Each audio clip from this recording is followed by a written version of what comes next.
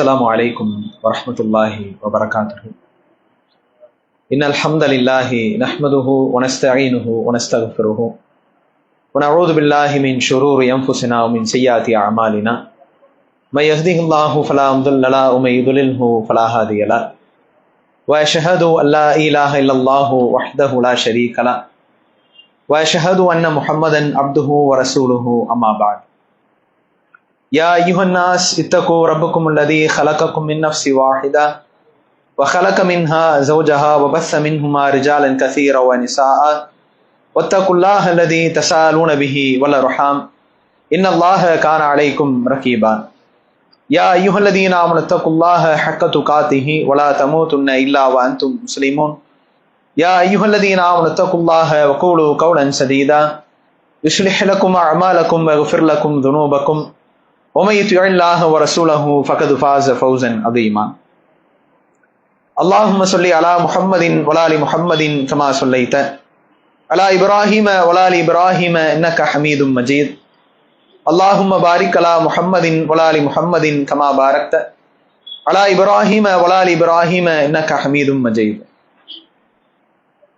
கண்ணியத்திற்குரிய ஏக இறைவனின் நல்லடியார்களே, அல்லாஹ்வினுடைய மார்க்கத்தை அறிந்து கொள்ள வேண்டும் என்கிற நல்ல நோக்கத்தோடு நாம் எல்லாம் இங்கே ஒன்று குழுந்திருக்கிறோம். நபிகள் நாயகம் ஸல்லல்லாஹு அலைஹி வஸல்லம் அவர்கள் காட்டிய வழியிலே இரவு தொழுகை நிறைவேற்றிய நன்மக்களாக நம்முடைய தொடர் தலைப்புக்குள்ளாக நாம் செல்வதற்கு முன்பாக ஒரு சிறிய அறிவிப்பை நாம் இப்போது செய்து கொள்கிறோம். நம்முடைய பள்ளிவாசலுடைய கட்டுமான பணி பிற்பகுதியில் பின்னால் கட்டிட்டு இருக்கிறாங்க, நீங்க பார்த்துருப்பீங்க. ஜும்மா நேரங்களிலும் மற்ற நேரங்களிலும் இடம் நெருக்கடியின் காரணமாகத்தான் அந்த இடத்த நம்ம தற்காலிகமா இது மாதிரியான ஒரு ஓலக்கொட்டாய் அமைத்து கட்டுமான பணி நடந்துகிட்டு இருக்கு. அதற்குண்டான வசூல் கூட நேற்றைய தினம் உங்களுக்கு அறிவிப்பு செய்யப்பட்டது. அல்லாஹினுடைய அருளால நேற்று வந்திருந்த சகோதர சகோதரிகள்ல அவர்கள் கொடுத்த பொருளாதாரம் 2550 ரூபாய் பணமாக வசூலாகி இருக்கிறது. அதுபோல 2 சகோதரிகள் தங்களுடைய தங்க மோதிரத்தை அவர்கள் கொடுத்திருக்கிறார்கள் அல்லாஹ்வினுடைய பள்ளிவாசலுக்காக வேண்டி. இன்னும் அந்த கட்டுமானத்திற்கான தேவை இன்னும் இருக்கிறது. கிட்டத்தட்ட இன்னும் ஒரு 50,000 ரூபாயிலிருந்து 80,000 ரூபாய் அளவுக்கான கட்டுமானத்திற்கான பொருளாதாரம் அல்லாஹ்வினுடைய பள்ளிவாசலுக்காக தேவைப்படுகிறது. இங்கே வந்திருக்கக்கூடிய சகோதர சகோதரிகள், புதிதாக வந்திருக்கக்கூடிய சகோதர சகோதரிகள், அல்லாஹ்வினுடைய அந்த பள்ளிவாசல் விரைவாக கட்டுமானம் பணி முடிவதற்கு உங்களுடைய பொருளாதாரத்தையும், மேலும் உங்களுக்கு தெரிந்த சகோதர சகோதரிகளுக்கும் இந்த செய்தியை எடுத்து சொல்லி பொருளாதாரத்தை பெற்றுத்தருமாறு அன்போடு கேட்டுக்கொள்கிறோம். அல்லாஹ்வினுடைய பள்ளிவாசலுக்காக வேண்டி யார் ஒருவர் மம்பனா மஸ்ஜிதன் லில்லாஹி பனல்லாஹு பைத்தன் ஃபில் ஜன்னா, யார் ஒருவர் இறைவனுடைய இல்லத்திற்காக அல்லாஹுவை வணங்கக்கூடிய இடத்தை கட்டுவதற்காக இந்த உலகத்தில் அவர் பொருளாதாரத்தை கொடுப்பாரோ அல்லாஹ் அவருக்கு சொர்க்கத்திலே ஒரு மாளிகை தருவான் என்று நபிகள் நாயகம் ஸல்லல்லாஹு அலைஹி வஸல்லம் அவர்கள் குறிப்பிட்டு இருக்கிறார்கள். இப்போ மறுமையில் ஆகிரத்திலே மிகப்பெரிய நன்மையை சொர்க்கத்தில் ஜன்னத்தில் நமக்கு வீடு கிடைப்பது என்பது அல்லாஹ் நமக்கு தரக்கூடிய மிகப்பெரிய பாக்கியம். அந்த பாக்கியத்தை பெறக்கூடிய வகையில உங்களுடைய பொருளாதார உதவி நீங்கள் செய்யுமாறு அன்போடு கேட்டுக்கொள்கிறோம். இதுவரை உதவி செய்த அத்தனை பேருக்கும் ஜஸாக்குமுல்லாஹு ஹைரா, அல்லாஹ்வினுடைய அருள் உங்களுக்கு கிடைக்கட்டும் என்ற பிரார்த்தனையோடு நம்முடைய தலைப்புக்குள்ளாக நாம் வருவோம். வியப்பூட்டும் அல்லாஹ்வினுடைய அற்புத படைப்புகள் என்கிற தலைப்பின் கீழாக அல்லாஹு தஆலா இந்த பூமியிலே ஏராளமான படைப்புகளை, எண்ண முடியாத கோடான கோடி படைப்புகளை அல்லாஹ் படைத்திருக்கிறான். மேலும் வானத்திலும் ரப்புல் ஆலமீன் எத்தனையோ பல படைப்புகளை அவன் படைத்திருக்கிறான். அல்லாஹ் படைத்திருக்கக்கூடிய, அவன் உருவாக்கி இருக்கக்கூடிய ஒவ்வொரு படைப்புகளையும் மனிதர்கள் சிந்திக்காமல் இருப்பதின் காரணமாகத்தான் உண்மையான இறைவன் யார் என்பதை அவர்கள் அறியாமல் இருக்கிறார்கள். அல்லாஹுவை ஏற்றுக்கொண்டிருக்கிற முஸ்லிம்கள் நம்முடைய உலக வாழ்க்கையில இறைவனுடைய படைப்புகளை நாம் ஒவ்வொன்றையும் நம்முடைய அறிவுக்கு நாம் கொண்டு சென்று சிந்தித்து பார்த்தால் அதை கண்டு நாம் வியந்து போய் நிச்சயமாக அல்லாஹுதான் சிறந்த படைப்பாளன், அவனை தவிர வேறு யாரும் எதையும் படைத்திருக்க முடியாது என்பதையும், நமது இறைவன் மீதான அந்த ஈமான் மென்மேலும் வலுவரும் என்பதையும் இறைவனுடைய படைப்புகளை நாம் அறிவதன் மூலமாக அதை நாம் பெற்றுக்கொள்ள முடியும். அதை நாம் அறிந்து கொள்ள வேண்டும் என்பதற்காகத்தான் இந்த தலைப்பை நாம் தேர்வு செய்து நேற்றைய தினம் இறைவன் படைத்திருக்கிற மிக முக்கியமான படைப்புகளில் எல்லா உயிர்களுக்கும் தேவையாக இருக்கிற மிக முக்கியமான ஒன்றுதான் தண்ணீர். அந்த தண்ணீரை பற்றி அல்லாஹு தஆலா குர்ஆனிலே என்ன சொல்லி இருக்கிறான்? மழை நீரை பற்றியும் பூமியிலே ஓடக்கூடிய தண்ணீரை பற்றியும் அல்லாஹ் குர்ஆன் வழியாக மனிதரிடம் என்னென்ன செய்திகளை எல்லாம் பேசியிருக்கிறான் என்கிற பல குர்ஆன் வசனங்களையும், மனிதர்கள் நாம் எப்படி பயன்படுத்தக்கூடிய தண்ணீரை சிந்திக்காமல் இருக்கிறோம் என்கிற நமது அலட்சியத்தை பற்றியும் பல நவீன அறிவியல் கருத்துக்களையும் நேற்றைய தினம் தண்ணீர் சம்பந்தமான பல்வேறு செய்திகளை நாம பார்த்தோம். அதை தொடர்ந்து இன்றைய தினம் அல்லாஹ்வினுடைய படைப்புகளிலே மனிதர்களுக்கும் இறைவன் படைத்திருக்கிற எல்லா உயிர்களுக்கும் மிக அவசிய மற்றொரு தேவையாக இருப்பது உணவாகும். உணவு இல்லாவிட்டால் மனிதர்களாலும் இறைவன் படைத்திருக்கிற எந்த உயிர்களாலும் இந்த உலகத்திலே குறிப்பிட்ட காலத்திற்கு பிறகு அந்த உயிர்களால் உலகத்தில் வாழ முடியாமல் அனைத்தும் மரணித்து விடும். அப்ப உணவு என்பதும் இறைவன் மனிதர்களுக்கும் எல்லா உயிர்களுக்கும் கொடுத்திருக்கிற மிக அற்புதமான படைப்பாகும். இதை ஒவ்வொரு இறை நம்பிக்கையாளர்களும் அல்லாஹ் நமக்கு வழங்கி இருக்கக்கூடிய பல வகையான உணவுகளை குறித்து நாம் சிந்தித்து பார்க்க வேண்டும். திருக்குர்ஆனிலே அல்லாஹ் தஆலா நம்மை நோக்கி கேள்வி கேட்கிறார். சூரா அபஸ் என்கிற அந்த சூராவினுடைய 24வது வசனம் முதல் அல்லாஹ் பேசுகிறார். ஃபல் யன்துரில் இன்சான் இலா துஆமிஹி, மனிதர்கள் தங்களின் உணவை குறித்து அவர்கள் சிந்தித்து பார்க்கட்டும். அன்னா சபபுனல் மா ஷப்பா, நாம் தான் வானத்திலிருந்து பெரும் மழையை பொழிய செய்தோம். சும்ம ஷக்கக்குனல் அருள ஷக்கா, பிறகு பூமியை நாம் தான் மிகச்சரியாக பிளந்தோம். ஃபஅம்பத்னா ஃபீஹா ஹப்பா வஇனபா வகல்பா வஸைத்தூன வநக்லா வஹதாயிக குல்பா வஃபாகிஹத அப்பா மதா அல்லக்கும் வலி அன்ஆமிக்கும். இப்படி இந்த மழையின் மூலமாக இந்த உலகத்தில் பல வகையான உணவுகளை நாம் உங்களுக்கு தந்தோம். அல்லாஹ் அப்படி அடுக்குகிறான். தானியங்களை நாம் உங்களுக்கு தந்திருக்கிறோம், திராட்சைகளை உங்களுக்கு நாம் தந்திருக்கிறோம், பல வகையான காய்கறிகளை உங்களுக்கு நாம் கொடுத்திருக்கிறோம், ஒலிவ மரத்தை உங்களுக்கு தந்திருக்கிறோம், ஜெய்துன் மரத்தை உங்களுக்கு நாம் தந்திருக்கிறோம், மேலும் புற்பூண்டுகளையும் அடர்ந்த தோட்டங்களையும் உங்களுக்கு நாம் வழங்கியிருக்கிறோம் என்று சொல்லிவிட்டு உங்களுக்கும் உங்களினுடைய கால்நடைகளுக்கும் உணவாக இதை நாம் இறக்கியிருக்கிறோம், சிந்திக்க மாட்டீர்களா என்று அல்லாஹ் கேட்கிறான். அல்லாஹ் தஆலா பூமியிலே எல்லா உயிர்களும் சரியாக அவை வாழ வேண்டும் என்று அதற்கான ஏற்பாடை அல்லாஹ் நமக்கு இந்த உணவின் மூலமாக ஏற்பாடு செய்திருக்கிறான். எல்லா வகையான உயிர்களுக்கும் உணவை அல்லாஹ் தந்திருக்கிறான். அதுவும் ஏதோ ஒரு வகை ரெண்டு வகையான உணவல்ல, வார்த்தையிலே சொல்ல முடியாத பல ஆயிரக்கணக்கான உணவு வகையிலே அல்லாஹ் தஆலா இந்த பூமியிலே இறைவன் நமக்கு தந்திருக்கிறான். அதுல சிலதை அல்லாஹ் இங்கே பட்டியலிடுகிறான். உங்களுக்கு நாம் திராட்சை பழங்களை கொடுத்திருக்கிறோம், பல வகையான தோட்டங்களை கொடுத்திருக்கிறோம், காய்கறிகளை கொடுத்திருக்கிறோம், தானியங்களை கொடுத்திருக்கிறோம், இதையெல்லாம் நீங்கள் சிந்தித்து பாருங்கள் என்று அல்லாஹ் பேசுகிறான். மேலும் திருக்குர்ஆனிலே அல்லாஹ் இன்னும் பல ஆயத்திலே உணவை குறித்து சிந்திக்குமாறும் உணவை பற்றியான பல செய்திகளை அல்லாஹ் சொல்லுகிறான். வரஸகக்கும் மினத் தொய்யிபாத், அல்லாஹ் உங்களுக்கு தூய்மையான பல உணவைகளை கொடுத்திருக்கிறான். ஜாலிக்குமுல்லாஹ் ரப்புக்கும், அந்த இறைவன் தான் உங்களின் இறைவனாவான் என்று அல்லாஹ் சொல்லுகிறான். அல்லாஹ் தஆலா உங்களுக்கு எப்படியான உணவை தருகிறான்? தூய்மையான, உங்களின் உடலுக்கு தோதுவான, உங்களின் உடலுக்கு ஒத்துக்கொள்ளக்கூடிய பரிசுத்தமான உணவுகளை நாம் உங்களுக்கு இறக்கி இருக்கிறோம், தந்திருக்கிறோம் என்று அல்லாஹ் சொல்லுகிறான். வஅம்பத்னா ஃபீஹா மின் குல்லி ஜௌஜின் பஹீஜ், மேலும் உங்களுக்கு நாம் அழகான பல பயிர் வகைகளையும் தந்திருக்கிறோம். எல்லாத்தையும் அல்லாஹ் தஆலா பட்டியலிடுகிறான். உங்களுக்கு ஒரு வகையான உணவை நாம் தராமல் தானியங்களாக ஒரு பக்கம், பழங்களாக ஒரு பக்கம், காய்கறிகளாக ஒரு பக்கம், பயிர்களாக ஒரு பக்கம், கீரை வகைகளாக ஒரு பக்கம் என்று இப்படி பல வகையான உணவுகளை தந்திருக்கிறோம். அதிலே அழகான பல சத்து நிரம்பிய பயிர் வகைகளையும் நாம் உங்களுக்கு தந்திருக்கிறோம் சொல்லிட்டு அல்லாஹ் சொல்லுகிறான். தபிசிரத்துன் வஸிக்ரா லிகுல்லி அப்தின் முனீப், இறைவன் பக்கம் திரும்பக்கூடிய அனைவருக்கும் இது படிப்பினை, அனைவருக்குமான இது ஒரு நினைவூட்டலாகும் என்று அல்லாஹ் பேசுகிறார். இப்ப திருக்குர்ஆனிலே உணவை பற்றி இறைவன் ஏராளமான வசனங்கள்ல தன்னை நம்பிக்கை கொண்டிருக்கிற அடியார்கள் அவன் உங்களுக்கு கொடுத்திருக்கக்கூடிய எல்லா உணவுகளை பற்றியும் யோசித்து பாருங்கள், சிந்தித்து பாருங்கள், அவை எப்படி உங்களுக்கு கிடைத்தது என்று சிந்தித்து பாருங்கள் என்று அல்லாஹ் பேசுகிறான். அதுல முதலாவது இறைவன் சொன்ன அந்த வசனத்தை சற்று நாம் யோசித்து பார்க்கணும். அல்லாஹ் தஆலா இந்த பூமியை எப்படி படைத்திருக்கிறான், மண் பகுதியை எப்படி அல்லாஹ் உருவாக்கி இருக்கிறான். மண்ணை பொறுத்தவரை இந்த மண்ணுக்குள்ளாக நாம எதை போட்டாலும் அது தன்னுடைய தன்மையாக மாற்றிவிடும்.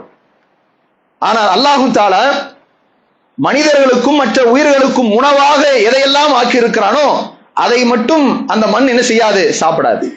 என்ன உணவு தானியங்களோ உணவினுடைய விதைகளோ விதைக்கப்பட்டாலும் குறிப்பிட்ட காலத்திற்கு பிறகு அவை செடிகளாக, மரங்களாக, காய்கறிகளாக, கொடிகளாக, பல வகைகளாக முளைத்து, தானியங்களாக முளைத்து மனிதனுக்கு அவை உணவாகவும் இன்னும் பல உயிர்களுக்கு உணவாகவும் அவை எப்படி வந்தது? அல்லாஹ் சொல்லுகிறான், நாம் தான் இந்த பூமியை பிளந்தோம். எல்லாவற்றையும் உள்வாங்கிக் கொள்ளக்கூடிய இந்த மண்ணினுடைய தன்மையை அல்லாஹ் தஆலா மனிதர்களுக்கு உணவுக்காக மட்டும் அதை மாற்றி அமைக்கிறான். இறைவனுடைய உத்தரவின் பெயரால் தான் இவை நடக்கின்றது என்று அல்லாஹ் நமக்கு சொல்லுகிறான்.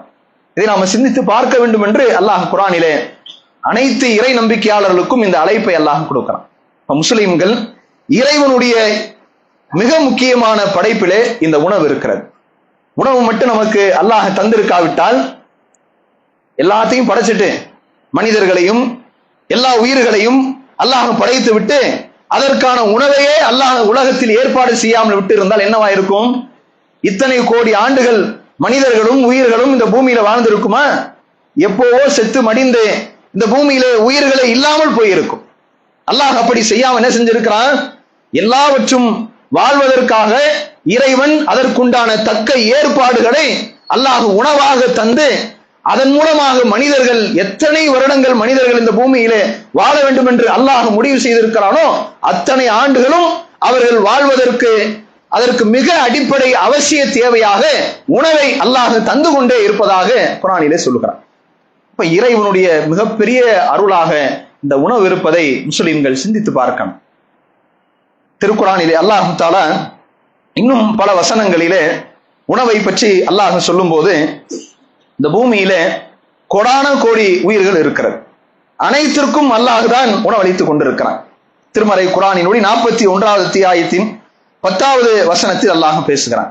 வஜஅல ஃபீஹா ரவாசிய மின் ஃபௌகிஹா, பூமியை நாம் படைத்து அதற்கு பிறகு அதன் மேலே மலைகளை நாம் எழுப்பினோம், மலைகளை உண்டாக்கினோம். வபாரக ஃபீஹா, மேலும் இந்த பூமியிலே நாம் பரக்கத் செய்தோம். அல்லாஹ் இந்த பூமியில புற்புண்டுகளும் காய்கறிகளும் தானியங்களும் முளைக்க வேண்டும், காலாகாலத்திற்கு எல்லை இல்லாமல் வர வேண்டும் என்று இறைவன் தன்னுடைய பரக்கத்தை இந்த பூமிக்கு அவன் செய்திருப்பதாக அல்லாஹ் சொல்லுகிறான். முஸ்லிம்கள் நாம பரக்கத் என்கிற சொல்லை ஓரளவு புரிந்து வைத்திருக்கிறோம். குறைவாக இருந்தாலும் அதிலே இறைவனுடைய அருள் கிடைத்து விட்டால், அல்லாஹ்வினுடைய மறைமுகமான அந்த பரக்கத் கிடைத்து விட்டால் அதன் மூலமாக நம்முடைய தேவைகள் அத்தனையும் பூர்த்தியாகிவிடும். உதாரணத்திற்கு உங்களுக்கு விலங்கிலிருந்து சில உதாரணங்களை சொல்லலாம். இப்போ உலகத்துல எது ரொம்ப ஆற்றல் மிக்க விலங்காக இருக்கு என்று காட்டில் உள்ள விலங்கை பற்றி சொல்லும் போது சிங்கத்தை குறிப்பிடுவார்கள். அது ரொம்ப பலமிக்க ஒரு விலங்கு. அதனுடைய அடி என்பது அது ஓங்கி ஒரு மனிதனை தாக்கினால் மனிதன் சுருண்டு விழுந்து மரணித்து விடுவான். அந்த அளவுக்கு அந்த சிங்கத்தினுடைய பலம் மிக ஆற்றல் மிக்கதாக இருக்கும். இப்படி பல உயிரினங்கள் இருக்கிறது. ஆனா உலகத்துல சிங்கம் எத்தனை இருக்கிறது? மனிதர்களால் எண்ணி முடிச்சிட முடியும், இவ்வளவுதான் இருக்கு சிங்கம். அதுவும் பாருங்க, இவ்வளவு ஆற்றல் மிகுந்த ஒரு படைப்பு, ஆனா அதுதான் அழிந்து கொண்டிருக்கிறது. சிங்கம், புலி மாதிரியான பல காட்டு விலங்குகள், மனிதர்கள் சாப்பிடாத பல காட்டு விலங்குகள் பூமியிலே அவை அழிந்து கொண்டு வருவதாக பல வகையான புள்ளி விவரங்கள் நமக்கு சொல்லுகின்றன.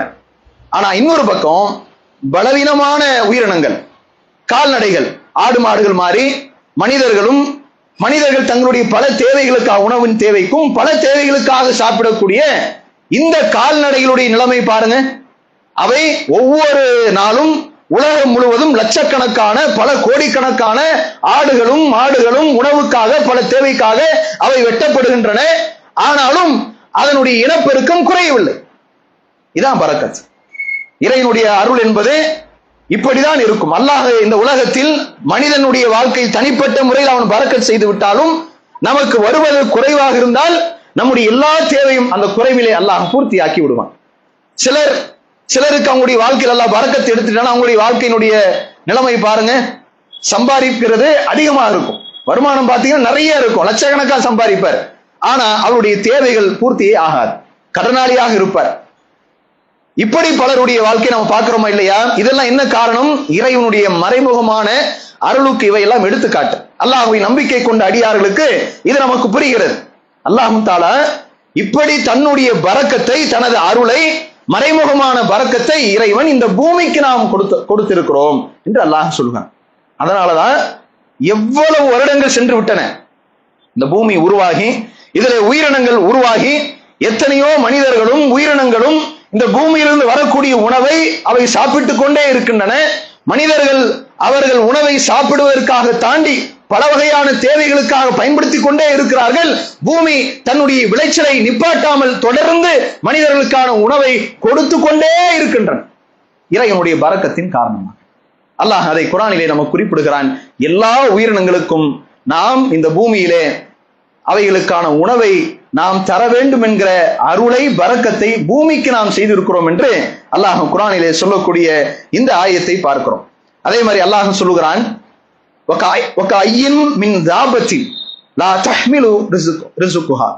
இந்த உலகத்தில் எத்தனையோ பல உயிரினங்கள் இருக்கின்றன, அவைகள் தங்களுக்கான உணவை சுமந்து செல்வது கிடையாது.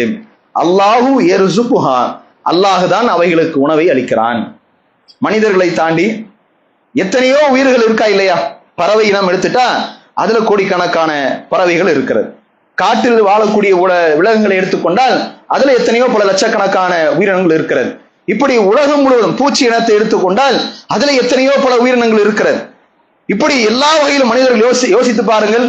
அவ்வளவு உயிரினங்களுக்கும் அல்லாஹ் என்ன வார்த்தை குர்ஆன்ல சொல்றானா, உலகத்துல எத்தனையோ பல உயிர்கள் தங்களுக்கான உணவை அவை சுமந்து செல்வது கிடையாது, அனைத்திற்கும் நாம் தான் உணவளிக்கிறோம் என்று அல்லாஹ் சொல்கிறான். சில நேரங்கள்ல சில செய்திகளை நாம் கேள்விப்படும் போது ஆச்சரியம் அடைவோம். குறிப்பிட்ட சில இடங்கள்ல பாத்தீங்கன்னா முதலைகள் சில கடற்கரை பகுதிகளில் வாயை பிளந்ததை போல அவை படுத்திருக்கும். சில காட்சிகளை நீங்க பார்க்கலாம். எதற்காக அப்படி இருக்கும்னா, அந்த முதலைகள் சாப்பிடக்கூடிய இறைச்சி, ஆடு மாடுகள் பல வகையான இறைச்சி அது சாப்பிடும். அந்த இறைச்சி அதனுடைய பல்லின் ஈடுகளை போய் மாட்டிக்குமா. மனுஷ மாதிரி குச்சி இருந்தா எடுத்து நாம குத்தி எடுத்துடலாம். முதலைக்கு எப்படி முடியும்? அல்லாஹ் பாருங்க அவன் எப்படி ஏற்பாடு செய்யலாம் பாருங்க. இப்ப அதுல இருக்கிற அந்த இறைச்சி, அந்த துண்டு வேறு சில உயிரினங்களுக்கு அல்லாஹ் உணவாக ஆக்குகிறான். அது வாயை புலந்து வச்சிருக்கும். சில பறவைகளை அல்லாஹ் அனுப்புகிறான். அந்த பறவையுடைய வேலை என்ன? அந்த இறைச்சியை மட்டும் சாப்பிட்டு உயிர் வாழ்கின்றன. முதல்ல அதை கடிக்காது, முதல்ல அதை சாப்பிடு. அதுக்கு ஒரு உணர்வு பாருங்க. அல்லாஹ் எப்படிப்பட்ட ஏற்பாடு கொடுத்திருக்கான் பாருங்க. எத்தனையோ மாமிசங்களை சாப்பிடக்கூடிய அந்த முதல்ல தனக்கு உதவி செய்து, ஏதோ ஒரு வகையில் எனக்கு இந்த பறவை எனக்கு உதவி செய்து என்பதை அல்லாஹ் உள்ளுணர்வு கொடுத்திருப்பான். அல்லாஹ் தான் அறிவான். அதை சாப்பிடாம அந்த பறவைகள் நிதானமாக, அது ரொம்ப சிறிய சைஸாக இருக்கக்கூடிய, உடல் வாக்கில ரொம்ப சின்னதாக இருக்கக்கூடிய பறவைகள் வருகிறது. எந்த பயமும் இல்லாமல், மனிதர்களே கிட்ட போவதற்கு பயப்படுவாங்க முதலை அருகில, அவ்வளவு ஆபத்தான ஒரு விலங்கு அது. அதை பார்த்து நாம பயப்படுறோம். பறவைகள் சாதாரணமா வந்து அந்த முதலையின் பற்களின் இடையில இருக்கக்கூடிய இறைச்சியை சாப்பிட்டு அதை சென்றுகின்றன. அல்லாஹ்வினுடைய வசனம் நமக்கு புரிகிறதா இல்லையா? பூமியில எத்தனையோ பல உயிரினங்கள் அதற்கான உணவை அவை சுமந்து போவது கிடையாது. நாம தான் அனைத்திற்கும் உணவு அளித்துக் கொண்டிருக்கிறோம். மனிதர்களை மாதிரி நாம மட்டும்தான் உணவை சேமித்து வைத்து கொண்டிருக்கிறோம். எதிர்கால உணவுக்காக வேண்டி பொருளாதாரத்தை சேர்த்து வைக்கிறோம். மற்ற எந்த உயிரினங்களும், பெரும்பான்மையான உயிரினங்கள் அதற்குண்டான உணவை அவை சேமிப்பதே கிடையாது. அல்லாஹ் தான் தினமும் அதற்கு உணவை இந்த உலகத்தில் எல்லையே இல்லாமல் ரப்புல் ஆலமீன் தந்து கொண்டு இருக்கிறார். அல்லாஹ் அதை குர்ஆனிலே நமக்கு இந்த வசனம் வழியாக சொல்லுகிறார். மேலும் இதே போன்ற இன்னொரு கருத்தை அல்லாஹ் 11வது அத்தியாயத்தினுடைய 6வது வசனத்திலே சொல்லுகிறான். வமாமின் தாபத்தின் ஃபில் அர்த், பூமியில இருக்கக்கூடிய எல்லா உயிரினங்களுக்கும் இல்லா அலல்லாஹி ரிசுக்குஹா, எல்லா வகையான உயிரினங்களுக்கும் அல்லாஹ் ரிசுக்கு வழங்குவதை அவன் பொறுப்பேற்றுக் கொண்டான். அல்லாஹ் நான் பொறுப்பெடுத்துக் கொண்டேன் என்று அல்லாஹ் சொல்கிறான். எந்த உயிராக இருந்தாலும் அதற்கு உணவு இல்லாமல் அதை நான் விட மாட்டேன். எல்லாவற்றுக்கும் ஏதோ ஒரு வகையில உணவை நாம் கொடுத்துருவோம் என்று அல்லாஹ் சொல்கிறான். பூமியில பல வகையான உயிரினம் இருக்கா இல்லையா? நமக்கு கண்ணுக்கு தெரியக்கூடிய பூச்சி வகைகள், நம்ம பார்க்கக்கூடிய நமக்கு தெரிந்த கால்நடைகள் என்று எத்தனையோ உயிரினங்கள் இருக்கிறது. கடல் பகுதியில, தரை பகுதியில வாழுகிறது. சின்ன சின்ன உயிரினங்களாக இருக்கிறது. அதுல ஒரு செல் உயிரினங்கள் என்றும் சில வகையில் இருக்கின்றன. வெறும் அந்த அந்த உயிரினத்திற்கு பார்த்தீங்கன்னா ஒரே ஒரு செல் தான் இருக்கும். புஞ்சைன்னு சொல்லுவாங்க. கடல் பாசி, இது மாதிரியான பாசி, அதெல்லாம் உயிரோடு இருக்கக்கூடிய வகையில் தான். அதற்காக ஒரே ஒரு செல் தான் அல்லாஹ் கொடுத்திருக்கிறான். இதற்கும் அல்லாஹ் தஆலா உணவளிக்கிறான். ஒரு செல் உயிரினம், அதனால் அசைய முடியாது, அதனால் எங்கி நகர முடியாது. ஆனால் ரப்புல் ஆலமீன் அது பாறைகளிலே ஒட்டி கொண்டிருக்கும். அந்த பாறை வழியாக ரப்புல் ஆலமீன் அவைக்கும் உணவு தந்து கொண்டு இருக்கிறான். இப்படி அவன் படைத்த அத்தனைக்கும், அது கடலுக்குள்ளாக இருந்தாலும் சரி, பாறைக்குள்ளாக இருந்தாலும் சரி, காட்டுக்குள்ளாக இருந்தாலும் சரி, எங்கே வசித்தாலும் அனைத்திற்கும் நாம் உணவளிப்பதை பொறுப்பேற்றுக் கொண்டோம் என்று ரப்புல் ஆலமீன் இந்த உணவினுடைய மகத்துவத்தை, அதற்கு நான் தான் பொறுப்பாளன் என்று இறைவன் திருக்குரானிலே நிரூபித்து காட்டுகிறார். இப்படிப்பட்ட படைப்பாளனை சரியாக புரியாமல், அவனது படைப்புகளை சிந்திக்காமல், அன்றாடம் உலகிலே இந்த உணவுகளை அனுபவிக்கக்கூடிய மனிதர்களோ அல்லாஹ்விற்கு நன்றி கட்டவர்களாக அந்த இறைவனுக்கே துரோகம் செய்யக்கூடிய இணை வைப்பு செயலை செய்து கொண்டு இருக்கிறார். அல்லாஹ் குர்ஆனிலே அதையும் இறைவன் கடுமையாக உணவோடு ஒப்பிட்டு இறைவன் தன்னுடைய கோபத்தை வெளிப்படுத்துகிறான். வயஅபுதூன மின் தூனில்லாஹ், அல்லாஹ்வை விட்டு இவர்கள் சிலரை வணங்குகிறார்கள். மாலா யம்லிகு லஹும் ரிஸ்கன் மினஸ் ஸமாவாத்தி வல் அர்ள், வானங்கள் மற்றும் பூமியிலிருந்து எந்த வகையான உணவும் தர முடியாதவைகளை, அதற்கு எந்த சக்தி இல்லாதவைகளை போய் இவர்கள் வணங்கி கொண்டிருக்கிறார்கள். இறைவனுடைய கோபம் புரிகிறதா? யோசிச்சு பாருங்க முஸ்லிம்கள். அல்லாஹ் ஏன் ஷிர்க்க மட்டும் நான் மன்னிக்க மாட்டேன் என்று இறைவன் குர்ஆனிலே அழுத்தம் திருத்தமாக சொல்ல வேண்டும்? எந்த வகையான சம்பந்தமும் இல்லாதவர்களை போல் எப்படி வணங்குகிறீர்கள் மனிதர்களே? கல்லையும், இறந்து போனவர்களையும், விலங்குகளையும், மரங்களையும், செடி கொடிகளையும், சூரியனையும் சந்திரனையும் வணங்கக்கூடியவர்கள், இவை எதுவாவது உங்களுக்கு வானத்திலிருந்தோ பூமியிலிருந்தோ உங்களுக்கு உணவு தருகிறதா? செத்து போனவர்களுடைய பிணத்திற்கு அருகிலே சென்று பிரார்த்தனை செய்கிறீர்களே, இவைகள் உங்களுக்கு உணவளிக்கிறதா? அல்லாஹ் கேள்வி கேட்கிறார். எந்த ஆற்றலும் இல்லாத, எந்த சக்தியும் இல்லாத இடத்துல போய் நீங்க அவங்கள போய் வணங்குறீங்களே, இவைகள் ஏதும் உணவு உங்களுக்கு தருகிறதா என்று அல்லாஹ் கேட்கிறான். மேலும் அல்லாஹ் இதே போன்ற கருத்தை வேறொரு வசனத்திலே சொல்லுகிறான். குல் நபியே சொல்லுங்கள், கைரல்லாஹ் இத்தஹது வலியன் ஃபாத்திர ஸமாவாத்தி வலர், வானங்களையும் பூமியும் முன்மாதிரி இன்றி படைத்த அல்லாஹ்வை விட்டுவிட்டு வேறு இறைவன் நான் எடுத்துக்கொள்வேனா? வஹுவ யுத்இமு வலா யுத்அமு, அவன்தான் அனைவருக்கும் உணவளிக்கிறான், அவனுக்கு உணவு ஒருபோதும் தேவை கிடையாது. இப்படிப்பட்ட உணவளிக்கக்கூடிய இறைவனை விட்டுவிட்டு நான் வேறு கடவுளை வணங்குவேனா? நபி அவர்களிடத்துல போய் கேளுங்க, அவர்களுக்கு உரைக்கும்படி சொல்லுங்கள் என்று அல்லாஹ் தஆலா திருக்குர்ஆனிலே தனது ஆற்றலை புரிந்து கொள்ளாத, இணை வைக்கக்கூடிய, அல்லாஹ்வை மறுக்கக்கூடிய அத்தனை மனிதர்களுக்கும் உணவை ஒரு சான்றாக முன்வைத்து, நான் தானே இப்ப உங்களுக்கு உணவு கொடுக்கிறேன், கொஞ்சம் யோசிச்சு பாருங்க. ஒவ்வொரு மனிதர்களும் நாம பிறந்தது முதல் இறக்கும் வரை எத்தனை வகையான உணவை மனிதர்கள் சாப்பிட்டு விட்டு செல்கிறார்கள்? யாராவது பட்டியல் போட முடியுமா? என் வாழ்க்கையில் நான் வெறும் அரிசி மட்டும் தான் சாப்பிட்டேன், என் வாழ்க்கையில் நான் கோதுமை மட்டும் தான் சாப்பிட்டேன், என் வாழ்க்கையில் நான் வெறும் இறைச்சி மட்டும் தான் சாப்பிட்டேன், இப்படி எந்த மனிதனாவது சொல்ல முடியுமா? ஏழைகளாக இருந்தாலும் கூட அவர்கள் தங்கள் வாழ்க்கையிலே பல வகையான உணவுகளை சாப்பிட்டவர்களாக தான் அவர்கள் மரணிப்பார்கள். அல்லாஹ் தஆலா எல்லா மனிதர்களுக்கும் பல வகையான உணவுகளை தந்து கொண்டே இருக்கிறான். அது எப்படியான உணவு? உணவை சற்று நாம இன்னும் கொஞ்சம் ஆழமா யோசிச்சு பார்த்தீங்கன்னா, இப்போ எல்லா காய்கறிகள், பழங்கள், அதனுடைய விதைகள்லாம் நீங்க பாருங்க, விதையில ஏதாவது சுவை இருக்கா? ஒரு வாழைப்பழத்தை விதைக்கிறோம், அந்த வாழைப்பழத்தினுடைய விதையை எடுத்து சாப்பிட்டு பார்த்தா இது செவ்வாழை, இது ஏலக்கிய பழம் கண்டுபிடிச்சிட முடியுமா? அந்த விதையில எந்த டேஸ்ட் இருக்காது. ஒரு காய்கறி, ஒரு கேரட்டை விதைக்கிறோம், அந்த கேரட்டை விதைக்கும் போது அதனுடைய விதையை எடுத்து சாப்பிட்டு பார்த்தால் இது கேரட்டுடைய விதை கண்டுபிடிக்க முடியுமா? முடியாது. இப்படி எல்லாவற்றையும், தானியங்கள் எல்லாவற்றையும் மனிதர்களுக்கு அல்லாஹ் எதையெல்லாம் உணவாக்குகிறானோ அதனுடைய அடிப்படை விதையோ அதனுடைய மூல ஆதாரத்தை நீங்க எடுத்து சாப்பிட்டு பாருங்க, அதுல எந்த சுவையும் நிறமும் இருக்காது. ஆனா அல்லாஹ் தஆலா அவன் தன்னுடைய ஆற்றலால், அவன் தன்னுடைய சக்தியால், அவன் தனது ஏற்பாடால் அல்லாஹ் என்ன செய்கிறான்? பல வகையான உணவுகளை எந்த சுவையும் இல்லாத, எந்த நிறமும் இல்லாத இந்த விதைகளில் இருந்து மனிதர்களுக்கு அல்லாஹ் கொடுக்கிறான். வாழைப்பழமா, அதிலே பல வகை, ஒவ்வொன்றும் ஒரு சுவை, ஒவ்வொன்றும் ஒரு நிறம். இறைவனுடைய படைப்பை பாருங்க. ஒரு காய்கறியா, அதுல ஒவ்வொன்றும் ஒரு சுவை, ஒவ்வொன்றும் ஒரு வகையான நிறம். அதை தாண்டி ஒவ்வொன்றிலும் ஒரு வகையான உடலுக்கான சத்துக்களை அல்லாஹ் தருகிறான். ஒரு எலுமிச்சை பழம், அதே எலுமிச்சை பழத்துல அதே இனமாக இருக்கக்கூடிய வெவ்வேறு பழங்கள், நார்த்தங்காய் என்று சொல்லக்கூடிய பழம், அதே இனத்துல சிட்ரஸ் பழத்துல, ஆனா அதனுடைய சுவை அல்லாஹ் எப்படி மாத்திரான் பாருங்க, நிறத்தை அல்லாஹ் தஆலா எப்படி மாத்திரான் பாருங்க, அதிலிருந்து கிடைக்கக்கூடிய சத்துக்களை அல்லாஹ் எப்படி மனிதர்களுக்கும் மற்ற எல்லாவற்றுக்கும் இறைவன் பிரித்து தருவார் என்பதை சற்று யோசித்து பார்க்க. எத்தனை வகையான உணவு நமக்கு கிடைக்கிறது, கோதுமையாக, அரிசியாக, இன்னும் பல வகையான தானியங்களாக அல்லாஹ் நமக்கு தரானா இல்லையா?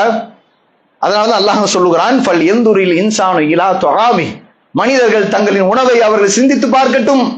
எப்படிப்பா, ஒன்றுமே இல்லாத, சுவையே இல்லாத, நிறமே இல்லாத இந்த விதையிலிருந்து எப்படி இத்தனை சுவை வந்தது? கடவுள் இல்லை என்று மறுக்கக்கூடியவர்கள் இதற்கு பதில் சொல்ல முடியுமா? இல்ல இல்ல, எல்லாம் தானா வந்துருச்சுன்னு சொல்லுவார்களா இவர்கள்? இறைவனுக்கு இணை கற்பிக்கக்கூடியவர்கள், அந்த இணை கற்பிக்கக்கூடிய அந்த தெய்வங்கள் தான் இதற்கு இத்தனை சத்துக்களையும் சுவையும் நிறத்தையும் தந்தனவா? பதில் சொல்ல முடியுமா? அல்லாஹ் குர்ஆனிலே கேட்கிறார். யோசிச்சு பாருங்க முஸ்லிம்கள், இறைவனுடைய இந்த உணவு என்கிற இந்த அற்புதம், இந்த படைப்பு மனிதர்களை நாம் சிந்தித்து பார்த்தால் பிரமித்து போகும்.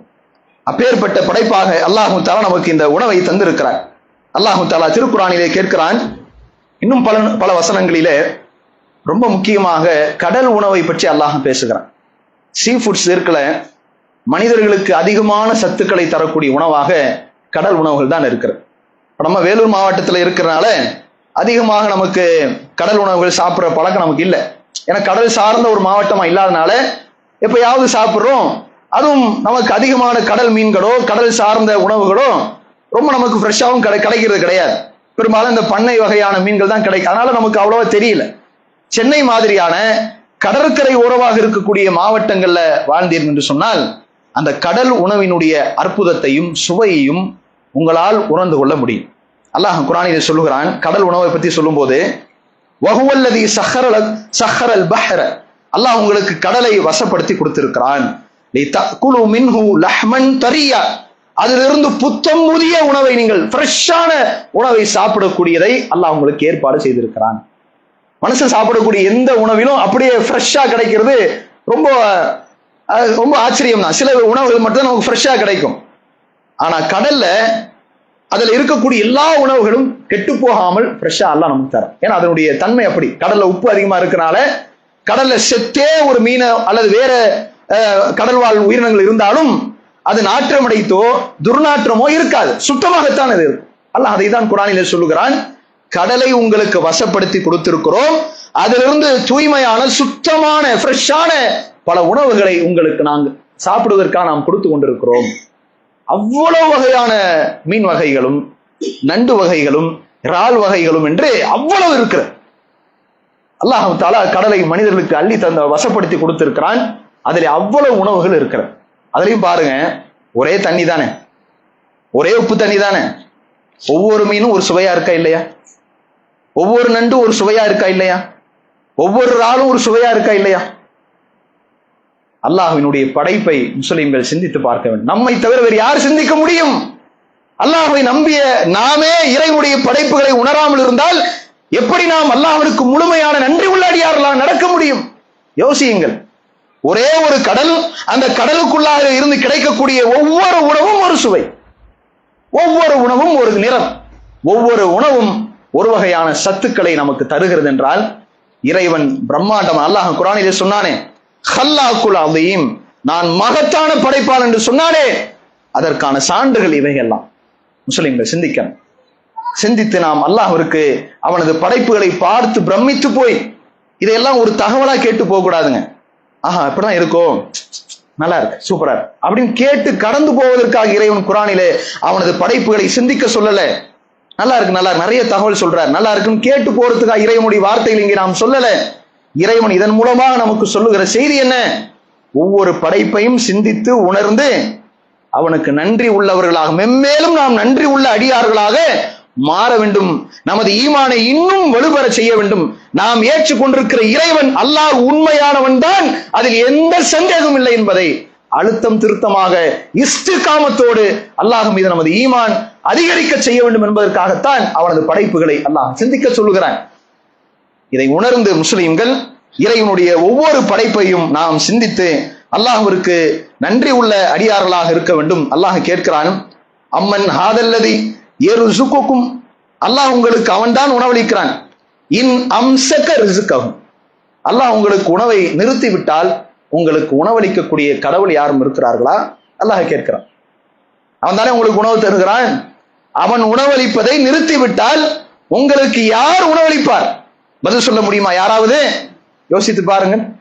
அப்ப இறைவனுடைய இந்த படைப்புகள் ஒவ்வொன்றும் அல்லாஹ் அவன் மகத்தான படைப்பான் என்பதை நமக்கு உணர்த்துகின்றன. அவனுக்கு நாம் ஒவ்வொருவரும், உலகத்துல மனுஷன் யாராவது சின்ன உதவி செஞ்சாலே நம்ம அவனுக்கு நன்றி உள்ளவர்களா இருக்குன்னு நினைக்கிறோமா இல்லையா?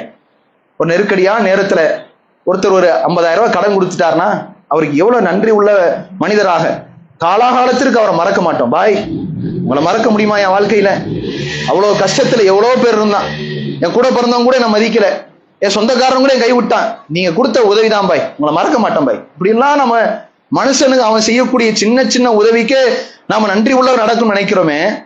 அல்லாஹ் தஆலா அவன் செய்திருக்கிற நியாமத்திற்கும் அவன் கொடுத்திருக்கிற பாக்கியங்களுக்கும் எவ்வளவு நன்றி உள்ள அடியார்கள் நாம் நடக்கணும். யோசித்து பாருங்கள். அல்லாஹ் அது ஒண்ணுதான் எதிர்பார்க்கிறான். அல்லாஹ் இத்தனை வகையான உணவு கொடுக்கிறான், சாப்பிட்டு நாம் என்ன சொல்லணும்? அல்லாஹ் எதிர்பார்க்கிறான், அல்ஹம்துலில்லாஹ் சொல்லுங்க, அது போதும். அல்லாஹ்வுக்கு வேற ஒன்றும் தேவையில்லை. நீங்க 24 மணி நேரம் சொல்ல வேண்டும், அல்லாஹ்வுக்கு தேவை கிடையாது. அவன் உங்களுக்கு கட்டளையிட்டு இருக்கக்கூடிய கடமைகளை நிறைவேற்றுங்க, அது போதும். அது கூட எதற்காக? அல்லாஹ்வினுடைய தரஜா கூடுமா? உங்களுக்கு அவன் தன்னுடைய திருப்தியோடு ஜன்னத்தை அவன் தருவான் என்று திருக்குர்ஆனில் சொல்லுகிறான். இன்னும் இறைவனுடைய ஏராளமான படைப்புகள் இருக்கின்றன. இன்ஷா அல்லாஹ் இதன் தொடரை அடுத்தடுத்த நாட்களிலே நாம் காண்போம் என்று சொல்லி எனது பயானை நிறைவு செய்கிறேன். வாஹிர் தவானா அல்ஹம்துலில்லாஹி ரப்பில் ஆலமீன். அஸ்ஸலாமு அலைக்கும் வரஹ்மத்துல்லாஹி வபரகாத்துஹு.